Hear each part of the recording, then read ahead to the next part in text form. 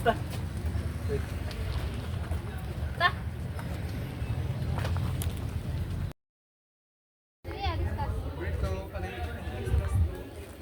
Integral sa kinikuan kay Juan. Oh. Side? Ano na nga number? Ini ba division by 1 ini? Ano number? Asa man sila eh.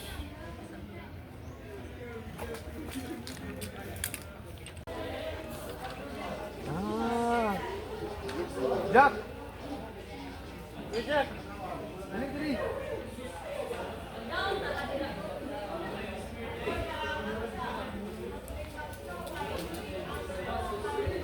Sige, kita na. Nag-break ka promise ako kaya ng previous topic ba? Tadi? Oo. Application? Yeah. Ada yung pagitaan ng video. Asa Sa daw? practice, about sa practice karon? Nakapin, naglibog sa tuga may. Asa Sige daw? ako, wadyo ko nagtuon. O kasabot.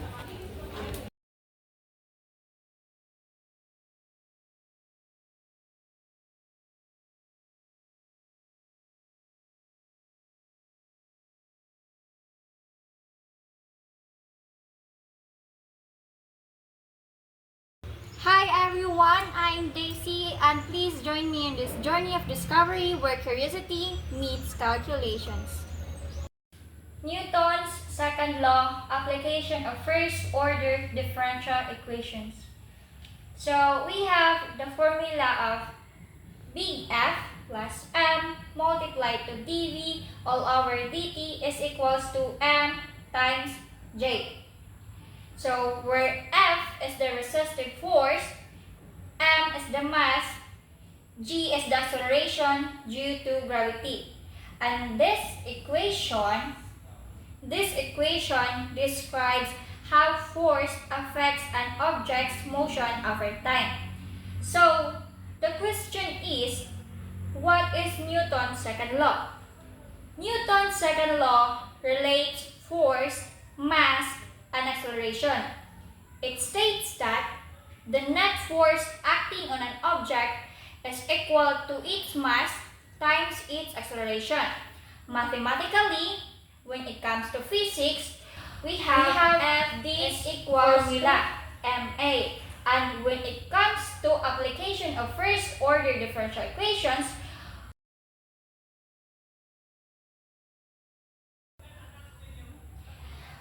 so we have two examples for us to be able to understand the concepts about Newton's second law in applying differential equation. So we have example number 1. A body of mass 4 kg falls at rest from a medium whose resisting force is numerically equal to 0.003 v, where v is the velocity in meter per second. Letter A, question, what is the velocity of the body at any time? Letter B, what is the velocity after 5 seconds? In order for that to solve, we start for letter A. For letter A, what is the velocity of the body at any time? So, given is, F is already given, which is 0.003 v, m is equals to 4 kg, and the required is velocity. Solution, we have already the formula, big F plus m multiplied to dv over dt, or the acceleration is equals to mg. So, since F and m is already given, we have 0.003 v plus 4 multiplied to dv over dt is equals to our mass, which is 4 multiplied to 9.81, close parentheses. And then, if I'm going simply leaving dv over dt, I could have a linear differential equation by dividing both sides by 4. So, that is we have dv over dt plus 0.003 all over 4v is equals to 9.81. As you can see, we have dE that is linear in v. dV over dt plus 0.0075V is equals to 9.81. Since it is linear in V, we know how to solve.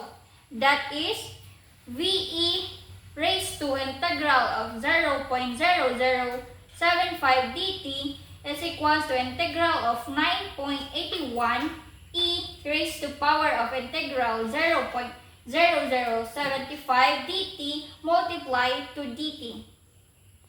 If we let 0.0075 t as our u, we get the derivative that is 0.0075, and we need the correction factor of over 0.00075 in order for us to integrate this.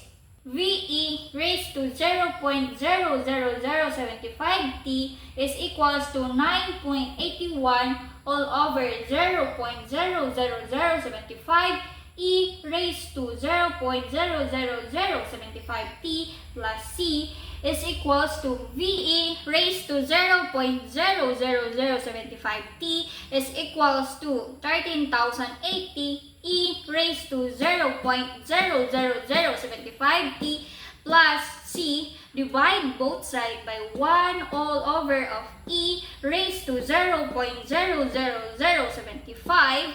We get the answer of V is equals to 13,080 plus c all over e raised to 0.00075t. Sorry, 0 for that. 3 zeros. While t is equals to 0. So this is the velocity at any time, but we need first to find our value for our c.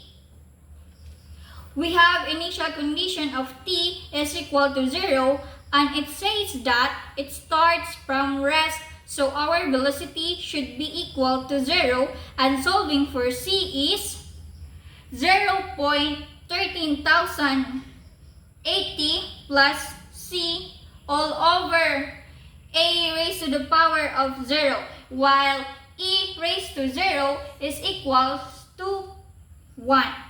So that's what we have, 0.13,080 plus c, while c is equals to negative 13,080. This is the value for our c. And the velocity of the body at any time of the body should be V is equals to 13,080 minus 13,080 all over e raised to 0.00075 t. And if we arrange that, we have V is equals to 13,080 minus 13,080 e raised to negative 0.00075 t, and this is the answer for our letter A question. After we get the value in letter A, we can solve now in question B, which is what is the velocity after 5 seconds, which is our required. We have the already given, t is equals to 5 seconds. Solution, this is the answer for our letter A, which is V is equals to 13,080 minus 13,080 e raised to negative 0.00075 t, and by using the given, we can plug in. So V is equals to 13,080 minus 13,080 e raised to negative 0.0075 multiplied by 5. Plug in the value for our equation. We have V is equals to 48.96 meter per second. So that's how we calculate the velocity. Example number 2. A ball of mass 2 kg is dropped from rest in a viscous fluid, the resistance of which is 0.001 V Newton, where V is the instantaneous velocity in meter per second. What is the velocity and distance traveled by the ball after 4 seconds. For example number 2, what is the velocity and distance traveled by the ball after 4 seconds? We have given F is equals to 0.001 V, M is equals to 2 kilogram, and the required for letter A and B, we have velocity and distance after 4 seconds. Solution, we have formula F plus M multiplied to dV over dt is equals to mg. 0.001 V plus 2 multiplied to dV over dt is equals to 2, which is our mass, multiplied to 9.81. Divide both sides by 1/2 or 2. We have dV over dt plus 0.001 over 2V is equals to 9.81. dV over dt plus 1 over 2000 V is equals to 9.81. Again, this is still a linear in V, and we're going to solve for this differential equation. So here, VE is raised to integral 1 over 2000 dt is equals to 9.81. Integral of E raised to integral 1 over 2000 dt multiplied to dt, we have VE raised to 1 over 2000 t is equals to 9.81. Integral of E raised to 1 over 2000 t multiplied to dt. If we integrate this, we will having the reciprocal of 1 over 2000, which is 2000. So we have VE raised to 1 over 2000 t is equals to 9.81 times 2000 E raised to t all over 2000 plus C. If we evaluate, we have VE raised to t all over 2000 is equals to 19,620 E raised to t all over 2000 plus C. Divide both sides, 1 all over E raised to t all over 2000. We get the value of V is equals to 19,620 plus C all over E raised to t all over 2000. At t is equals to 0 and v is equals to 0. So, this is assumed that at a time is equal to 0, velocity is equal to 0 to the body is at rest. So, we need to find the value of c. 0 equals to 19,620 plus c all over e raised to 0, while e raised to 0 is equals to 1. So we have c is equals to negative 19,620. C is equals to 19,620 minus 19,620 all over e raised to t all over 2000. This is our equation in order to find the velocity of the object at any time. But what is being asked in the question is, what is the velocity and distance traveled by the ball after 4 seconds? At first, let's solve the value for the velocity. Since the unknown is, what is the velocity traveled by the ball after 4 seconds? So we have t is equals to 4 seconds, v is question mark or the unknown. So we have v is equals to 19,620 minus 19,620 all over e raised to 4 all over 2,000. Calculate that, we get this value. V is equals to 39.2 meter per second. This is our answer for the first question. I-chat si Sir Bay. Ano boy? Waday klase daw. Kung saan dito karon? Mag-advance study daw to sa application of DE and mag-give daw tag example next meeting. Okay.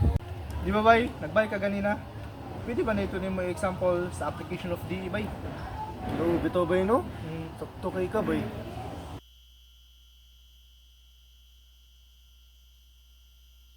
Tara na lang eh, manghuli na ta. Ito na ta sa balay mag-study. Tara na lang. Ta? Tara.